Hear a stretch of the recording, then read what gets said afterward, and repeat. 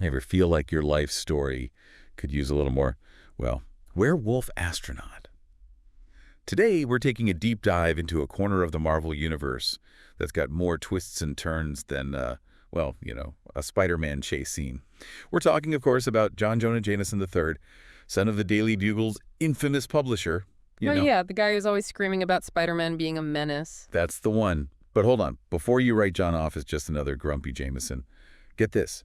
The guy is a celebrated astronaut. Really? Yeah, I mean literally walked on the moon kind of astronaut. It's funny, isn't it? You've got J. Jonah Jameson, this guy, sees the world in black and white, good guys, bad guys. Right. And his son is out there exploring the vast, gray areas of space. It really makes you think. Yeah. Okay, so we're talking about a guy who followed his passion for science, discovery, even if it meant stepping out of his father's very large shadow.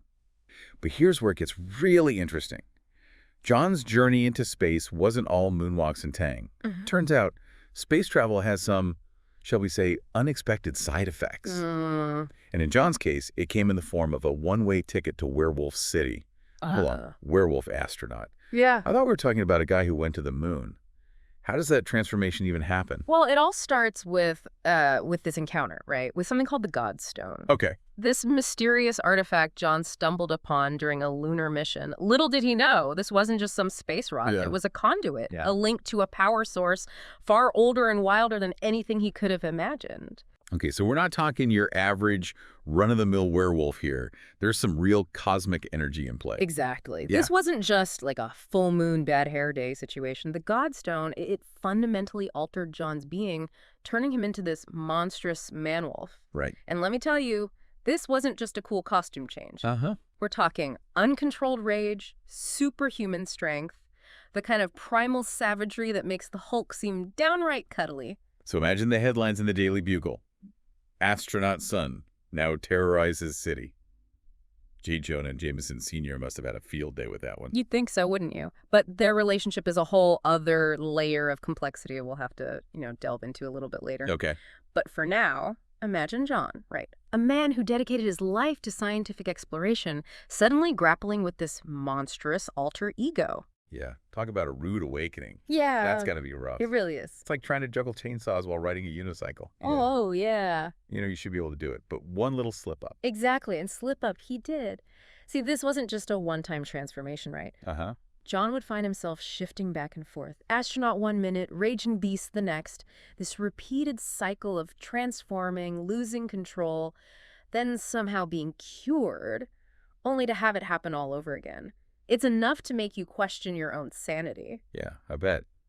Okay, so we've got a werewolf astronaut, rampaging around. You'd think that's enough for one guy to handle, right? Right. But as we dug deeper into the source material, it turns out John's connection to the Godstone, well, that's only half the story. Yeah, it's about to get a whole lot bigger. Literally cosmic in scale. Here we go again. Remember how the Godstone was more than just a space rock? Yeah. Well, it turns out it was like tuning into a specific radio frequency, a frequency that broadcasts from another dimension. Okay, hold on. Another dimension. As if being a werewolf astronaut wasn't enough. Now we're talking interdimensional travel. Called the other realm. Okay. And it's in this other realm where things get really wild. Okay. See, John, as the man-wolf, he wasn't just mindlessly rampaging around. Right. Well, not always, at least.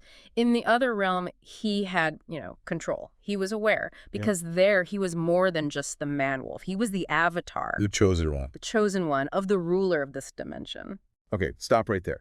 So you're saying John Jameson, werewolf astronaut, is also some kind of chosen one. Did he get like a pamphlet for that? What does that even look like? Imagine, if you will, a being of pure primal energy. Okay. The source of all werewolf-like powers in the Marvel Universe. That's Right. the Star God. The Star God. And John, through the Godstone and his transformations, becomes the Star God's representative in our world. So like his agent. Sure. Okay. You might be wondering, how does a guy even get chosen to be the Star God's avatar? Trust me, we're wondering the same thing. But let's focus on what this means for John. Okay. Think of it like this. The Star God, a being of immense power. Right. And that power flows into John, right, when he's in the man-wolf form. Okay. But here's the catch. It amplified everything. We're not just talking, increased strength, senses. The star god's power also cranked up John's primal instincts, Oh, boy. making him a force of raw, untamed cosmic energy. Okay, so even with, like, godlike power, he's still wrestling with that inner beast. That's got to make things complicated, to say the least, especially for a guy who also, hangs out with the Avengers from time to time. Exactly. Uh, Imagine trying to explain your other self to Captain America. yeah. Hey, Cap, so about that whole super soldier thing, it's a little different for me. This period with the Avengers, it really highlights John's constant need to prove he's in control, even when he doubts it himself. Of course. And it's not just the Avengers. His relationship with Jennifer Walters, She-Hulk, really shines a light on this internal struggle, too. Oh, interesting. So we see this guy battling, interdimensional threats one minute and then attending Avengers meetings the next. I'm picturing awkward team-building exercises and a lot of very confused superheroes. Yeah. But on a serious note, this is more than just a guy trying to, fit in. This is about John's desperate need for normalcy in a life that's anything but. So far, we've seen John Jameson go from, celebrated astronaut to, well, a werewolf astronaut with a direct line to a cosmic entity. It's a lot. Talk about career changes. Yeah. But here's the thing. You don't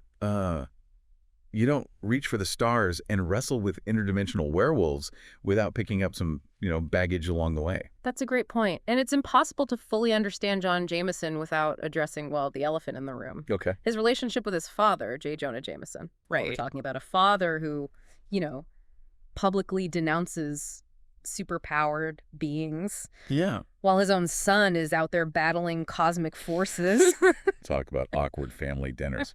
But seriously, you've got to wonder how that kind of dynamic, that constant tension, shaped John's worldview. It's a classic case of nature versus nurture, isn't it? John the astronaut, driven by this desire to understand the universe. Right. And then you have the man-wolf, this primal force constantly threatening to break free.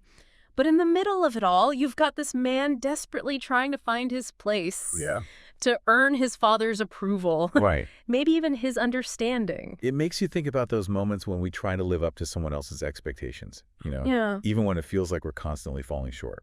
And in John's case, those expectations came with a side of, get this werewolf out of my office. It's interesting you bring up John's his desire for normalcy. Yeah. His time working at Ravencroft Institute, a facility for the criminally insane. It sheds a lot of light on that longing. Okay, from space to werewolves to working with the criminally insane. That's quite the resume builder. But think about it. Here's John Jameson, right? A man wrestling with this monstrous side he never asked for, Right. surrounded by individuals who are also grappling with their own inner demons. It's in this environment, surrounded by those deemed different, ostracized, Yeah. that we see John's capacity for empathy truly shine through. So even as he's battling his own inner turmoil, he's reaching out, trying to help others navigate similar struggles. Exactly. And it's in those moments that we see the true John Jameson, the man who strives for connection, for understanding, Right. for a sense of purpose beyond the shadow of the man-wolf or the legacy of his father. We've covered a lot of ground here. Space Mhm. travel, werewolves, other dimensions, even a stint with, Earth's mightiest heroes. And yet, it seems like no matter how far John travels, how hard he fights, he always finds himself drawn back into the fray. He even grappled with the Carnage symbiote for a while. Later became the warden of Ravencroft itself. What a wild ride. But it makes you wonder, can he ever truly outrun the man-wolf? That's the million-dollar question, isn't it? Yeah. Is the man-wolf a curse, a burden, or perhaps an intrinsic part of who John Jameson truly is? And if it is a part of him, can he ever truly master it? Right. Harness its power for good? It's a question that goes beyond the pages of comic books. Yeah. It makes you think about the duality within each of us, Of course. the light and the shadow, the parts we embrace and the parts we try to hide. John Jameson's journey, it reminds us that maybe, just maybe, true strength comes from acknowledging all facets of ourselves, All of them. even the ones that howl at the moon. And on that note, we end our deep dive into the wild, wonderful, and often downright weird world of Jonah Jameson III, the astronaut, the son, the man-wolf. He's a reminder that sometimes the greatest journeys, they take us inward, forcing us to confront not just who we are, but who we choose to become.